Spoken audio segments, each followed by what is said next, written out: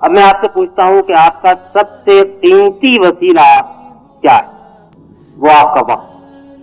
ہر کام ہو سکتا ہے بغیر مال کے، بغیر مکان کے، بغیر جگہ کے، لیکن ہر کام وقت چاہتا ہے۔ آپ کو اجتماع کرنا ہو تو وقت چاہیے، دعوتی کام کرنا ہو تو وقت چاہیے، آفس چلانا ہو تو وقت چاہیے، پوسٹر لگانا ہو تو وقت چاہیے۔ مال کے بغیر بہت سارے کام جیسا میں نے کہا ہو سکتے ہیں، دفاتر کے بغیر ہو سکتے ہیں، مکانات کے بغیر ہو سکتے ہیں، لیکن وقت ایک ایسی قیمتی چیز ہے کہ جس کے بغیر کوئی کام نہیں۔ اور وقت کے لیے بڑی اہم بات یہ ہے کہ یہ آپ کہیں سے قرض لے کر بڑھا نہیں سکتے۔ چندہ لے کر آپ مال جمع کر سکتے ہیں، آپ مکان بڑھا سکتے ہیں، مکان کی تعمیر کر سکتے ہیں، لیکن وقت آپ کسی سے قرض نہیں لے سکتے۔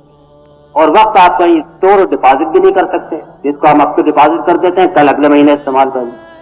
وہ تو آپ کی پلک جھپکی اور ایک لمحہ گیا، اور ایک پلک جھپکی اور ایک لمحہ گیا، اور بعض دفعہ پلک جھپکنے میں صدیاں گزر جاتی ہیں۔ اس لیے اس بات میں چوکنا ہوشیار رہنے کی ضرورت ہے کہ یہ ہمارا سب سے قیمتی جو چیز ہے وہ وقت ہے، فرد کے لیے بھی اور جماعت کے لیے اور قوم کے لیے بھی۔ اگر وقت کی آپ نے قیمت کو صحیح طور پر خود بھی محسوس کیا، اپنے ساتھیوں کو محسوس کرایا، تو پھر کام ہوگا، تنظیم مؤثر ہوگی۔ اور اگر وقت جو ہے وہ صحیح طور پہ استعمال نہ ہو تو پھر کام جو ہے وہ نہیں چلے گا۔